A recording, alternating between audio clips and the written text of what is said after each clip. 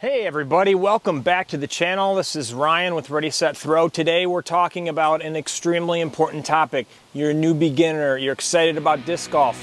Where do you buy a disc, and most importantly, what disc do you buy? So let's get going here.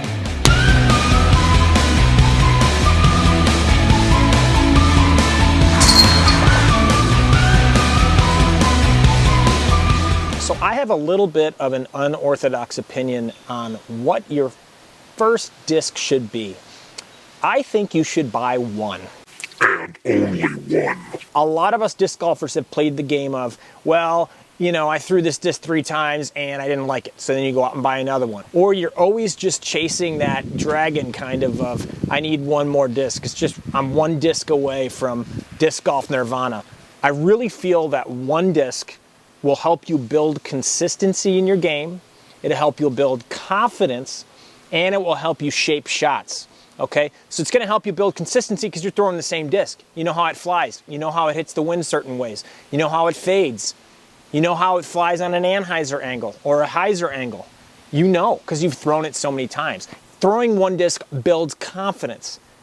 I have certain discs, and I think most disc golfers do, in their bag that they reach for when they don't know what else to reach for. Or they reach for all the time because they know that they can throw that disc at just the right angle, at just the right amount of power, and they know what it's going to do.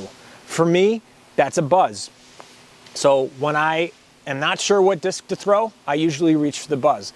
Starting your disc golf career off with one disc, I think is going to help you tremendously. Not to mention, if you grab a mid-range, you can use it as a putter too. So lastly, shot shaping. If you pick the right disc to start, you'll find that it can do a lot of different things for you. It can do Heiser lines, Anheuser lines. You can get it to turn just right when you want it to turn. S shots, you can flick with it. There's all types of advantages to just playing with one disc. Once you develop that confidence, you're going to be able to do things with a disc that you maybe never thought you'd be able to do, or you're doing it quicker than you thought you'd ever be able to do it. So Ryan, what disc do I buy? Take a look at this chart, okay? This is MarshallStreet.com. They have the best chart that compares all discs across all manufacturers. Not to mention they have a great selection online. You'll see it starts at speed 14, goes all the way down to putters. On the left side, you'll see stable, overstable discs. So those are discs that tend to, for right-handed, backhanded throwers, tend to fly off to the left. Stable discs are in the middle, so stable just means it flies straight. And then understable discs on the right, which tend to be better for beginners, and they tend to have more turn, and they tend to have less fade. If you missed the video of mine on flight rating system, check that out. That's going to probably help you figure out what some of these numbers are on the disc and maybe help make your disc selection a little bit easier. I've narrowed this list down and put up a kind of a steel curtain around certain parts of the chart. My recommendation to you is that you pick a mid-range to start. A speed 4 or a speed 5 mid-range, ranging from stable to understable. You'll see I kind of blocked off the rest of the chart because I strongly believe that anywhere else you go on the chart, for the most part, is probably not a great option for your one and only disc. So some good options on the list include the Buzz, my favorite disc. The Latitude 64 Fuse is on there. The Innova Shark, the Dynamic Discs Truth, the Discraft Archer. It's incredibly understable, but a really great beginner disc. And then this is a Buzz SS, a little bit more understable than a regular Buzz, but a fantastic one for beginners. So why a mid-range? Why a stable to understable mid-range? Well, because mid-ranges do a little bit of everything. You can drive with them, you can putt with them.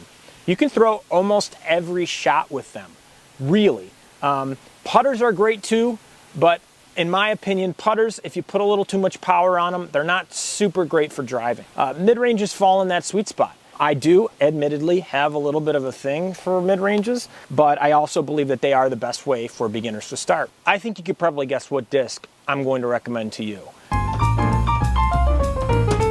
If I had to have a blanket statement for every beginner on what disc to start with, it would be the most popular disc in disc golf, the Discraft Buzz.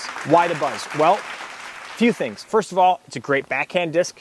Feels really nice in the hand, not much of a dome. It's also a great flick disc or forehand disc. Are they mowing the lawn over there?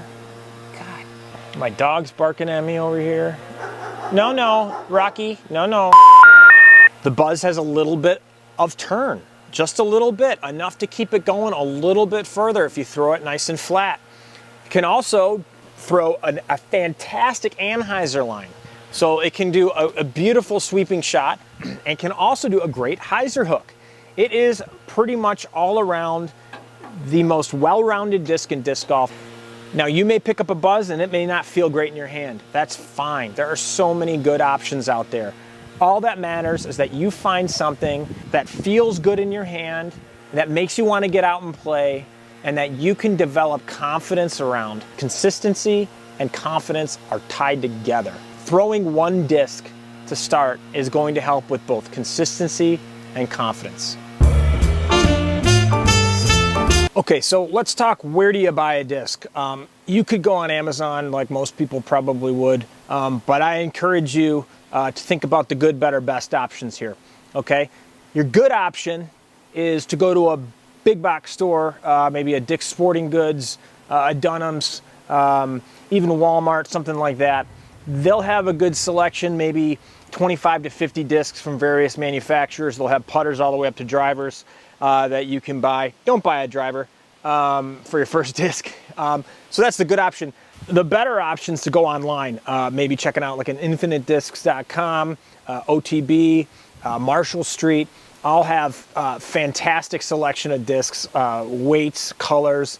I'll put some links in the description for you on those. The best option is, if you are lucky enough to have a local disc golf shop, you're very lucky. The people at the shop most likely play disc golf and they can help you. You'll be able to put your hands on something to grip it. I think a lot of confidence comes from the feel of the disc in your hand. If you can get your hands on a disc at a local disc golf shop, that would be the primo way to go. Last tip, when you go buy a disc, be careful what color you buy. I hid a bunch of discs inside some brush, and I'm gonna do a quick walk by. Let's pretend like we just threw all these discs into the woods and you're looking for them, like we all do when we miss and we hit into the woods. How many discs do you see?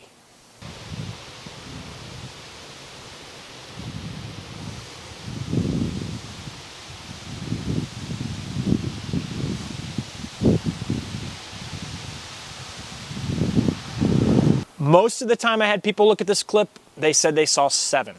Well, let me show you, there's actually a couple more missing here.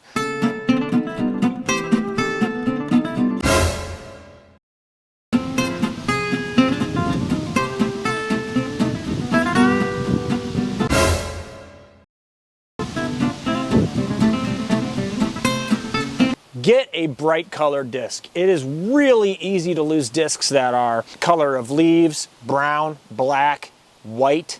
This color, which I don't even know what this is, picking a disc that is a bright color is gonna help you keep it longer. The worst thing in the world is losing your favorite disc. Very, very sad to lose that Rock 3, but anyway, thank you so much for watching. Have a fantastic evening, morning, or day. Really appreciate your support of the channel. If you could, like and subscribe. I'm not sponsored by anyone other than my wife right now, so you know, it would help a lot if you would like and subscribe. I really appreciate it. Have a great day.